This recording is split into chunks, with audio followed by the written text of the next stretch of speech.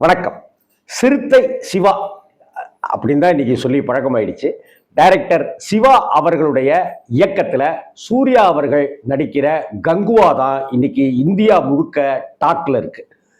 படம் ரிலீஸ் ஆகிறதுக்கு முன்னாடியிலிருந்தே ஒரு பரபரப்பு, டீசர், போஸ்டர் அப்படின்னே பரபரப்பை கிளப்பிட்டு வந்திருக்கிற இந்த படம் ஒரு பேன் இண்டியா படம் அப்படிங்கிறது குறிப்பிடத்தக்கது. பல வகையான ஒரு விஸ்தரிப்புகளோட கதை பிரம்மாண்டமான முறையில் அமைக்கப்பட்டிருப்பது இந்த படத்தினுடைய மிகப்பெரிய ப்ளஸ் பாயிண்ட் அப்படின்னு தான் சொல்லணும். 2 வருட காத்திருப்புக்கு பிறகு சூர்யாவை திரையில் கொண்டாட காத்து கொண்டிருக்கிறார்கள் சூர்யா ரசிகர்கள், தமிழ் சினிமா ரசிகர்கள். பாண்டிராஜ் இயக்கத்தில் வந்த எதற்கும் துணிந்தவன் திரைப்படம் தான் சூர்யா நடித்து திரையரங்கத்தில் வந்த படம். அதற்கு பிறகு அப்படின்னு வந்து அசத்தி பிரமிப்பை ஏற்படுத்தினார் விக்ரம் படத்துல அந்த கேரக்டர் ரோலக்ஸ்.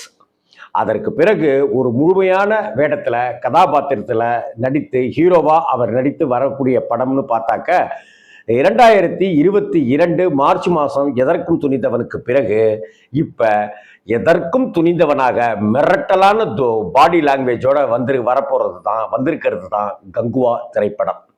இது படத்தை ஆக்கப்பட்ட மேக்கிங்லேயே நமக்கு பிரமிப்பு ஏற்படுத்துது. கம்ப்யூட்டர் தொழில்நுட்பங்கள், ஏஐ தொழில்நுட்பம்னு இந்த படத்தில் அடுத்தடுத்த ஒவ்வொரு விஷயங்களுமே நமக்கு ஞானவேல் ராஜாவும் சிவாவும் சூர்யாவும் இணைந்து பிரமிப்பை ஏற்படுத்திட்டே இருக்காங்க.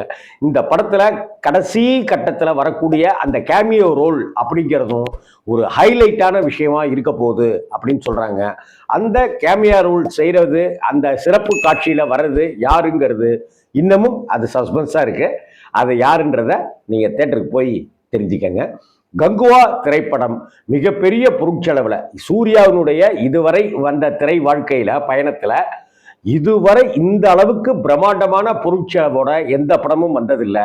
அதே போல இந்தியா முழுக்க ஒரு பேன் இந்தியா திரைப்படம் அப்படின்னு சொல்ற வகையிலையும் இதுவரை சூர்யா அப்படியான பாத்திரங்கள்ல நடித்ததும் இல்லை. சூர்யாவுடைய திரை வாழ்க்கையில கங்குவா ஒரு மிகப்பெரிய இடத்தை வகிக்க போகுதுங்கிறது மட்டும் உறுதி. கங்குவா திரைப்படத்தை திரையில பாருங்க, எத்தனை பிரம்மாண்டம் அப்படிங்கிறதும். சிவா இதுவரைக்கே தன்னுடைய பேட்டர்ன்கள்ல இருந்து விலகி வேற ஒரு சினிமாவை அவர் இந்த படத்தின் மூலமா ப்ரொடக்ட் பண்ணியிருக்காரு அப்படிங்கிறதையும் இதில் நம்ம உறுதியாகவே சொல்ல முடியும். கங்குவா நல்லதொரு வெற்றி படமாக அமைய மொத்த டீமுக்கும் நம்மளுடைய வாழ்த்துக்களை தெரிவித்துக் கொள்ளலாம்.